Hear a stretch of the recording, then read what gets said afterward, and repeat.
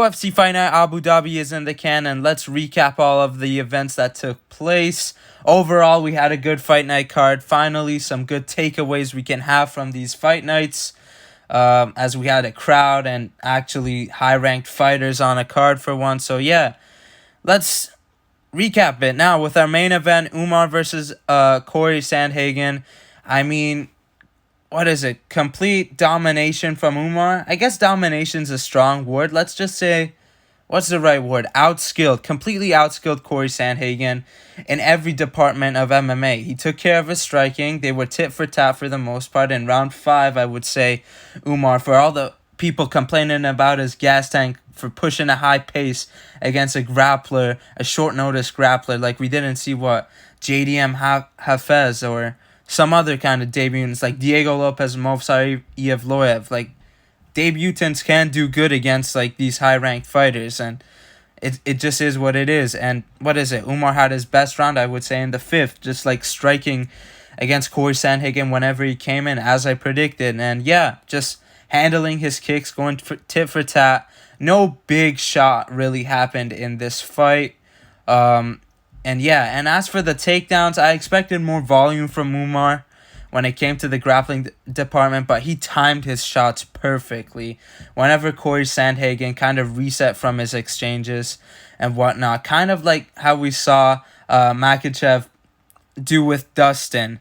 Whenever he reset, he didn't succeed as much as he should have in that fight.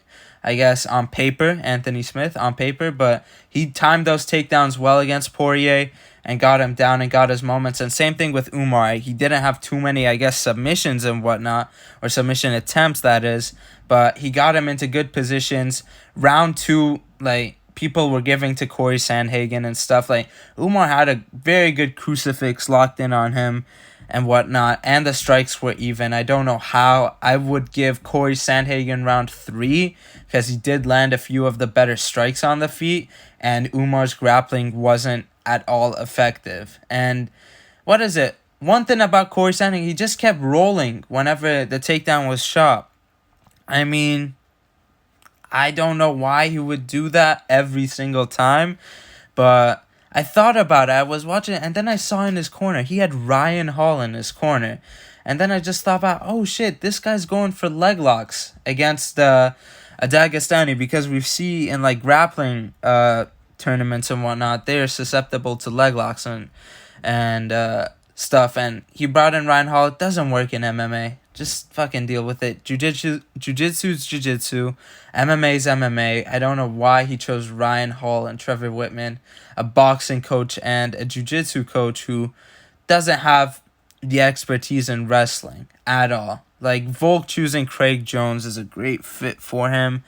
But yeah, Trevor Whitman's like, he's honed so many guys as boxing because he's like, he's into the game of boxing and shit. But still, great win from Umar. He's getting the title shot after this, and fairly so. I mean, Jan versus Figueiredo. He is not a contender, Petr Yan. Same with Figueiredo. They're not contenders as big as Umar. They are the fresher. Umar's the fresher contender compared to them. And I think if the winner of Jan and Figueiredo should be getting a title shot after Umar gets his title shot. So, yeah, that's what I'm thinking. Guess a long-ass recap on that main event. So, yeah, now, co-main, Shara versus Michal. Let's just call him Michael. Michael Oleksiejczuk, the man training from the hood and his garage, I guess, as we saw in the Holland fight, and then he left his gym to go train in his fucking garage. Now, what is it? Shara kicking shit around. He won the last 2 rounds of the fight. He just did what he usually does, kick at range. I thought Michael would eventually fall into one of his right hands. He didn't. Obviously, Shara landed them clean and cut him open on the cheek, but still, Michal was able to pressure him really well and land his, I guess, power punches on Shara, dropping him in the first. And I think damage-wise, you kind of got to give it to Michal in the first round. And in round 2 and 3, he tried grappling. He got the back and stuff, but the damage was just so heavily on Shara's side. And yeah, Fetty Wap with the big win. Bisping with the big win. Bisping plus Adesanya with a big win. Called out Nick Diaz, though. He's fighting a welterweight next in Luque. Come on. Whenever that gets rescheduled, that is. Now, Vera versus Figgy. Probably one of the most frustrating fighters to watch in the UFC. It's just the this fight result has decline of Marlon Vera written all over it. He would have never gotten dropped by that jab if O'Malley had not absolutely fucking schooled him. Or not jab, sorry, that right, or I guess that's straight. He wouldn't have gotten dropped by that straight if O'Malley hadn't fucking clobbered him all over the place for 5 rounds. He won round 2. Round 1 and 3 was just Figueiredo. Just like keeping a pace. The fight was at such a slow pace. I don't know why Vera isn't aggressive at all. He could have easily capitalized on Figueiredo's potential to gas. I mean, he wasn't showing any signs of fatigue like he's shown before, Figueiredo, that is, but the potential was there. If he put a little bit more pace on Figgy, he would have done a number on him, but still, Figueiredo got it done. His grappling didn't look good in the final rounds, but looked great early on. Very nasty body shots from Biggie Figgy, and yeah, good for him. Gets a win. The Jan fight, as I said a couple minutes ago. Just run that shit. Now, the boogeyman of the lightweight division. History has been rewritten by the boogeyman, Tony El Kukui. Just not E-L, El Kukui. 0-8. Memes aside, it's sad to see such a downfall of a champion. He should have been a champion. Michael Chiesa acting all tough after beating 0-7 Tony Ferguson is such a Michael Chiesa thing, but still, just what can you take away from this? Like, not the same Tony, not the same one that fought Oliveira and Dariush to survive those submission attempts. I guess I can't believe now how Paddy didn't submit him, but still, 120 rounds of sparring to get submitted in 2 minutes, 3 minutes. Insane shit. If he wants to come back, you cannot give him a recognizable name. Just give Tony a win, UFC. Just give Tony a win. Like Michael Chiesa, he may be 0-3 and stuff, but he's still a recognizable name. He has been ranked in the top 10 before in 2 divisions. Come on, just a no name. Give it. I just give him Darius Flowers. Why can you not give him Darius Flowers like you did to Michael Johnson? Give him Darius Flowers. Give him Jamie Malarkey. Bring him up to welterweight. Bring Jamie Malarkey up to welterweight and let them have a scrap. You know, if Tony wants to stick around. But still, he should be retiring. But I don't think he is going to be. Just give him Jamie Malarkey or Darius Flowers. Somebody absolutely, on the decline of their own, I guess. So yeah, now, Dern versus Godinez. Let's be honest, who was paying, close attention to the fight? I think Dern won it 1-3. The numbers were so exaggerated when it came to the stats there. I think they recounted it. I haven't checked, but they should have. Godinez won round 2, clearly on the striking. And round 3, Dern hit it with the cleaner shots. Round 1, obviously Dern. Their connections were the same when it came to their strikes. But Dern had the significant moment. I guess yeah. By the way, I'm surprised Godinez got out of that mount and at least got into an armbar position where she could, wait out the round, because that fucking wagon was weighing her down.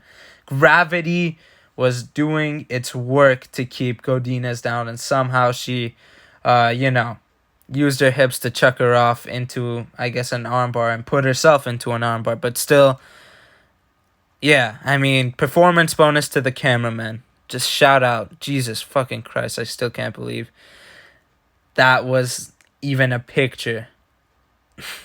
Insane. Now, Brener versus, Alvarez.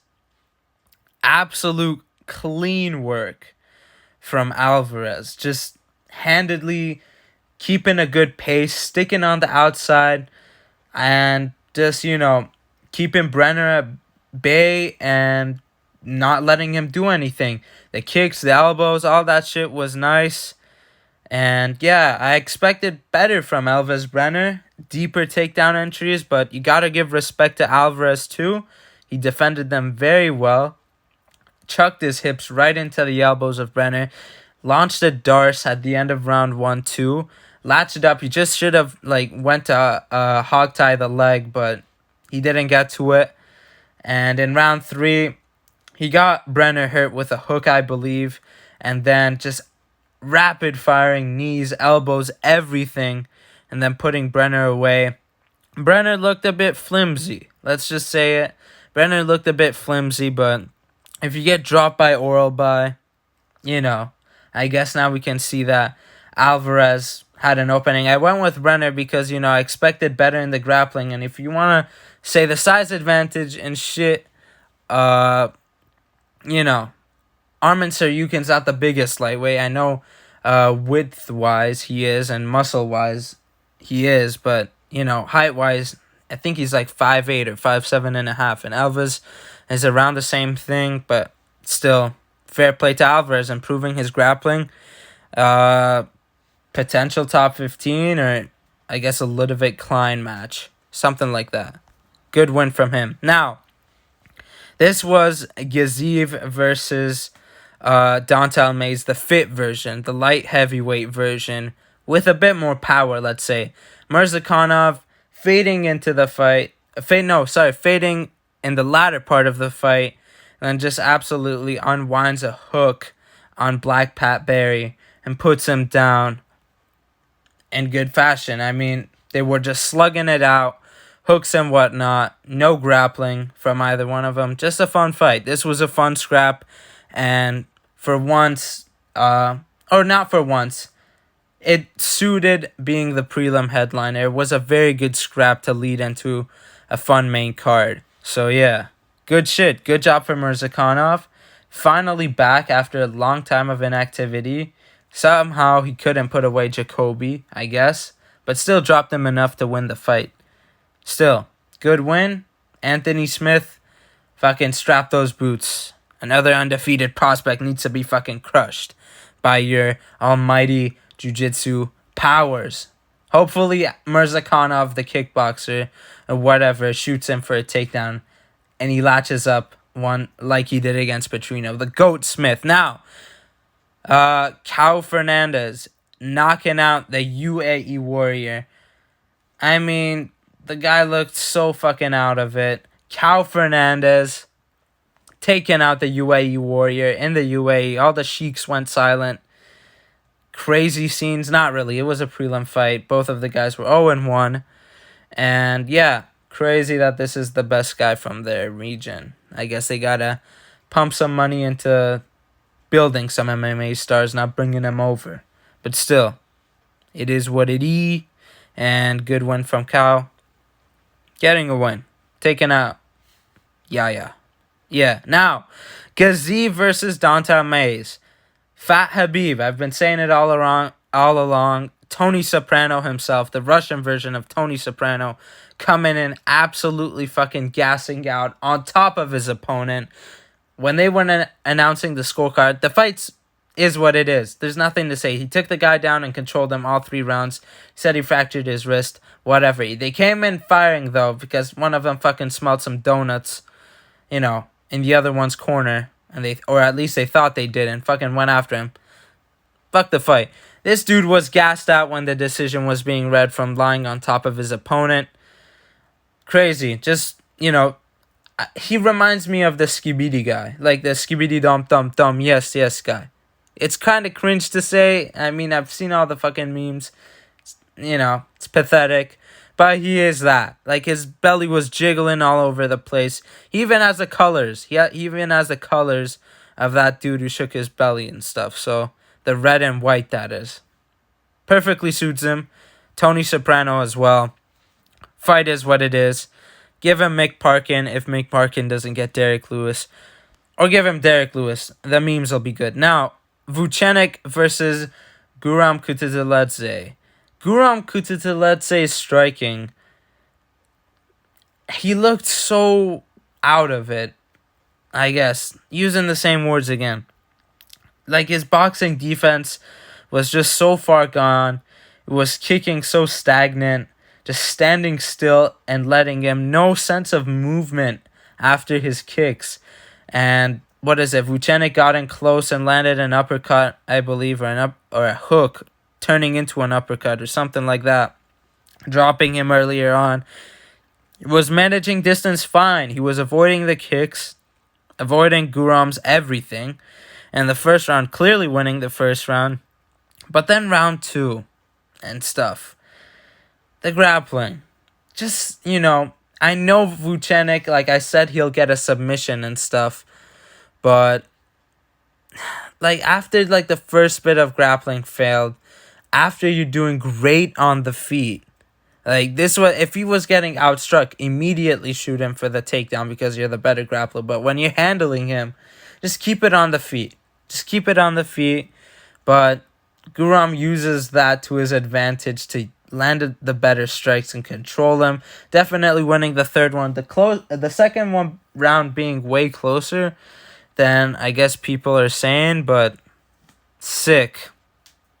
It is what it is. Guram gets the dub. I get my prediction wrong after fucking buzzing after that first round. So, yeah. It is what it is. Good for Vucenic. And, yeah.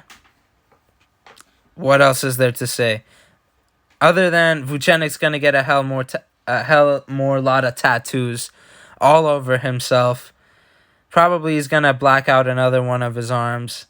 And it'll be fun to see the tattoo evolution of Vucenic. Sam Hughes absolutely did... not fucking what? I was about to say disgusting. Exposing Victoria Dudakova. This gal gassed out. Staff puss. As everyone's been saying on the gram. Shout out to Corey Sandhagen enjoyer. Now Combat Sports enjoyer. Give him a follow. His account got taken down. Exposing staff puss. Absolutely gassed out. One judge gave it 30-27. Horrible scorecard. There was a better argument for Sam Hughes 30-27 than Victoria Dudakova. Those last 2 rounds, not even a chance you could give it to Dudakova. Sam Hughes, expected her to grapple way more in this fight, but somehow she survived in the striking part. And yeah, sick. 8-0 prospect drops 0-8-6 fighter Sam Hughes. Good for her to win another. She's taken out a bunch of undefeated prospects, and a bunch, I mean 2. Amorim and I guess Dudakova now. Jai Herbert, the Indian Englishman, absolutely outclassing Rolando Bedoya. In my eyes, I gave this to Jai Herbert, and I will apologize for picking against the greatest striker in lightweight history. Absolutely showing levels. But all jokes aside, he did look actually pretty fucking neat on the feet. But keeping the guy at range, I gave round 1 to Rolando Bedoya. I know he got dropped, but flash knockdown. And if you want to talk fight ending, I know some of the leg kicks were, a bit louder than they were in terms of their effectiveness and damage, but they were landing clean, and you saw the leg bruising early on. Not to be Joe Rogan or anything, but still, some punches from Bedoya also cutting up Herbert. I would say that's a better round than just one quick momentary knockdown. But round 2 and 3, absolutely outclassing Rolando Bedoya. Yeah, I mean, moving around the cage, his footwork was way better. His defense, he wasn't getting fucking clipped. He got clipped and got cut, but it was all fucking Jai Herbert from round 2 to round 3. Just, handling the leg kicks. Rolando slowed down there, and then just doing work. Straights just landing clean for Jai Herbert. And yeah, Black Country banger, baby. Should have been on the UK pay-per-view. Would have even been more of a better stat card if he was on the UK card. And Dana would have been pissed off more. 8 decisions in a row it would have been. But still, Jai Herbert, he reels in numbers. Let's just say that. Now, Sedis Dumus, the man who opened the card right before, or I guess right after, he announced the absolutely stacked 308 lineup. The Ilya Holloway fight. I mean, it fitted for such a big fight like Dumus versus Tululan. This guy has decisioned some of the biggest cans in the most hood style of fights I've ever seen. I mean, took Cody Brundage to a decision, out-wrestled him. Malkoun didn't, and fucking Bo Nickel submitted him, but didn't prove that he could go all 3 rounds. Malkoun didn't, Razak Al-Hassan didn't, and then whined about it like a bitch in the cage. Dumas absolutely schooled him. Took Abu Azaitar to a decision in his own hometown, or I guess in Abu Dhabi. Who the fuck is doing that? Other than Dumas. He's putting it all out on the line, dude. You feel me? And then now, hear this out. I poked against fucking Ruzaboyev. Hey, anything goes on in the hood, alright? It is what it is. You get eye poke, you deal with it. You pick yourself up, and you throw back. You sling back. You got dropped there. And then, in his debut, fucking smoking weed right before the fight against Frem. And now, listen to this one. 1-4 to Lulin. Never taken to a decision in the UFC. What does Dumas do? I'm taking your ass to a decision. That's what he's doing. He's taking the guy who gets fucking finished easier than anybody to a decision. Nobody else is fucking doing that. Balls of steel from Dumas. Wrestling fucking Khabib style on this fucker. Showing him what it's about.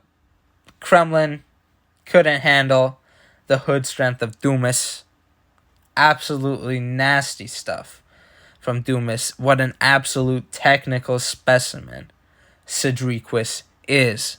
And yeah, 9-4 on picks, 5-0 on the locks. Got the main event right.